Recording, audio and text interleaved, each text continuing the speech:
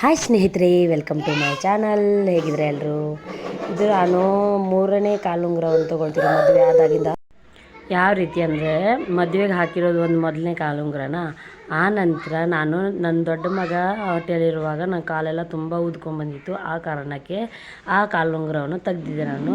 ಅವನಿಗೆ 9 ತಿಂಗಳ ತುಂಬಿದ ನಂತರ ಇನ್ನೊಂದು ಕಾಲುಂಗುರ ತೊಗೊಂಡಿದ್ದೆ, ಅದು 2ನೇದು.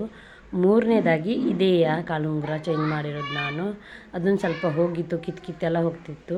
ಹಾಗೆ ಅಲ್ಲಿಂದ ಕಾಲುಂಗುರ ತೊಗೊಂಡು ನಾವು ಶಾರದಮ್ಮ ದೇವಸ್ಥಾನಕ್ಕೆ ಹೋಗಿದ್ವಿ. ಈಗ ದಸರಾ ಟೈಮ್ ಅಲ್ವಾ, ಅದಕ್ಕೋಸ್ಕರನೇ ಅಲ್ಲಿ ಸೇವೆಯನ್ನೆಲ್ಲ ಕೊಟ್ಟು ನಾವು ಊಟ ಪ್ರಸಾದವನ್ನು ಸೇವಿಸಿಕೊಂಡು ಆನಂತರ ನಾವು ಮಹಾಕಾಳಿ ದೇವಸ್ಥಾನಕ್ಕೆ ಕೂಡ ಹೋಗಿದ್ವಿ. ಇದು ನಮ್ಮದು ಸಂಡೇ ದಿನದ ವ್ಲಾಗು. ಅಂದರೆ ನಮ್ಮನೆ ಪೂಜೆ ಇರುತ್ತಲ್ಲ ಪ್ರತಿ ವರ್ಷವೂ. ಹೋದ ವರ್ಷ ತುಂಬ ಚೆನ್ನಾಗಾಗಿತ್ತು. ಈ ವರ್ಷ ಮಳೆಯೋ ಮಳೆ. ಹಾಗೆಯೇ ಅಲ್ಲಿ ಎಲ್ಲರೂ ನಮ್ಮ ಅಷ್ಟು ಜನ ಅತ್ತಿಯರೆಲ್ಲ ಸೇರಿದ್ರು. ಹಾಗೆ ನಾದಿನಿಯರು ಕೂಡ ಬಂದಿದ್ದರು.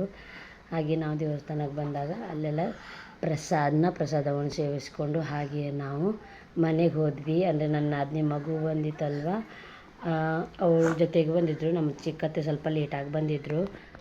ತುಂಬ ಜನ ಇದ್ದರು. ಹಾಗೆ ಇಷ್ಟೇ ಆಗಿರುತ್ತೆ ಇಂದಿನ ವ್ಲಾಗು.